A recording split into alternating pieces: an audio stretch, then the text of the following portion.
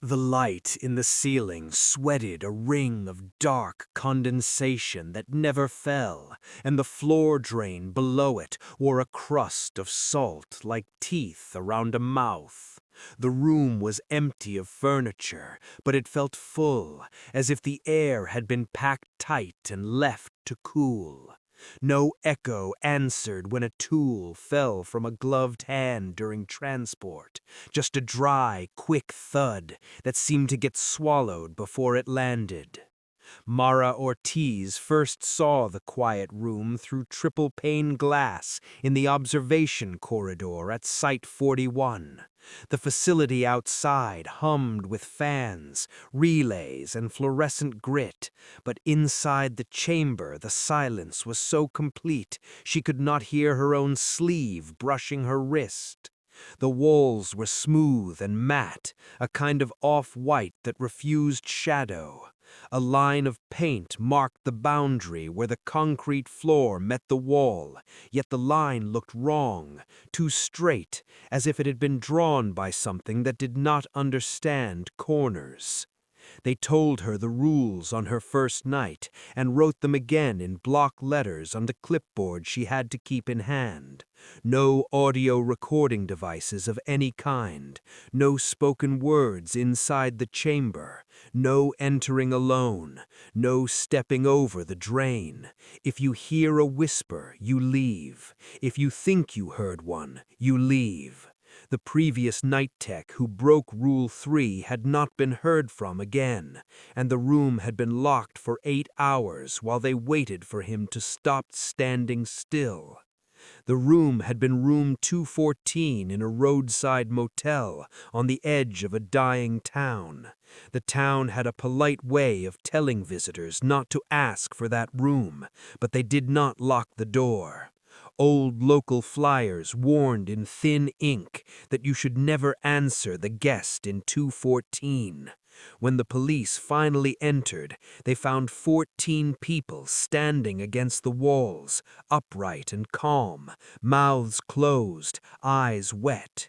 Each wrote on every scrap of paper they could find the same sentence over and over: "It does not want to be alone anymore." The architects who pulled the room from the motel swore it resisted measurement. The blueprints changed, tape measures stretched, and then relaxed.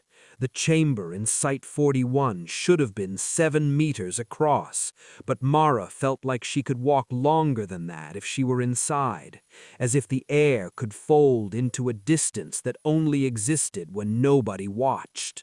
The drain sat in the center like a pupil, its metal ring etched with a spiral that was not a maker's mark, a curl that broke at one point, like a word interrupted.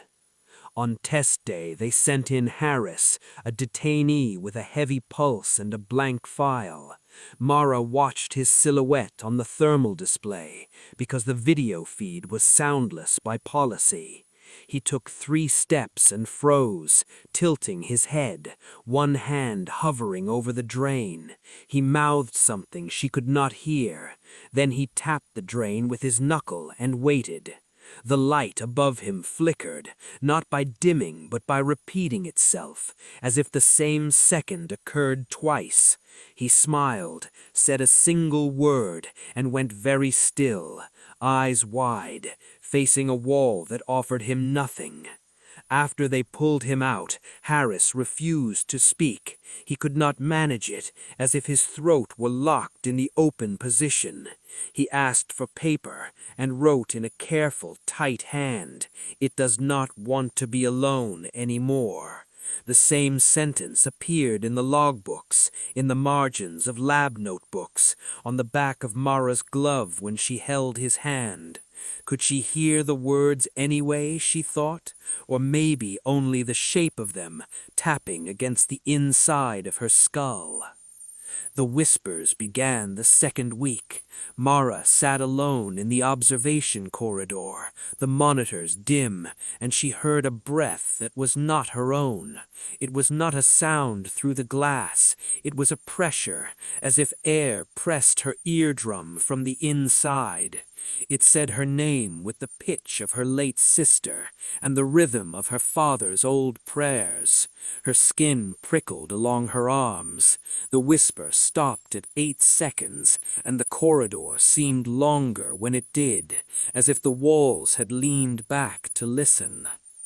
She broke protocol and opened the archives. In the oldest files, she found a motel ledger and a letter from the town council, both in the same careful handwriting.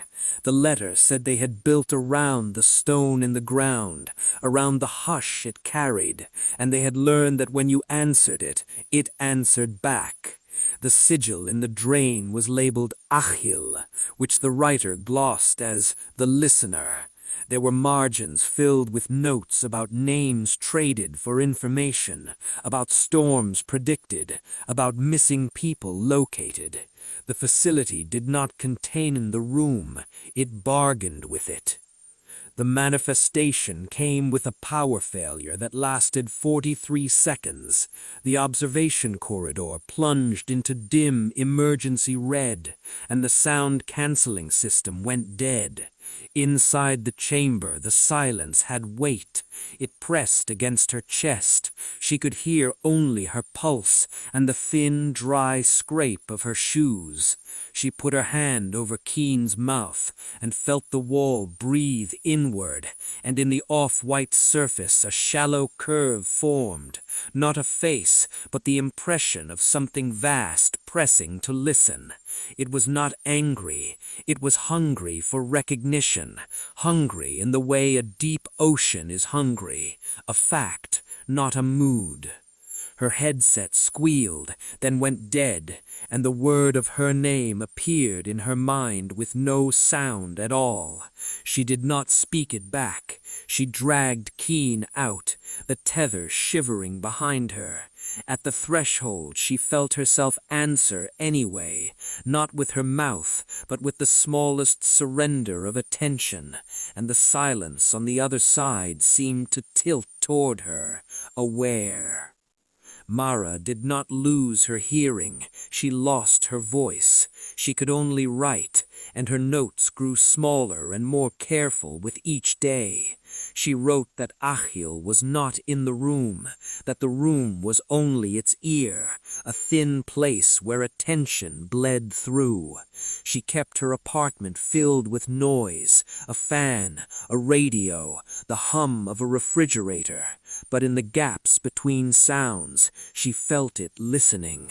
The last thing she wrote, again and again, was the sentence she first seen in Harris's hand, and beneath it a new line. In every quiet space, the quiet listens back.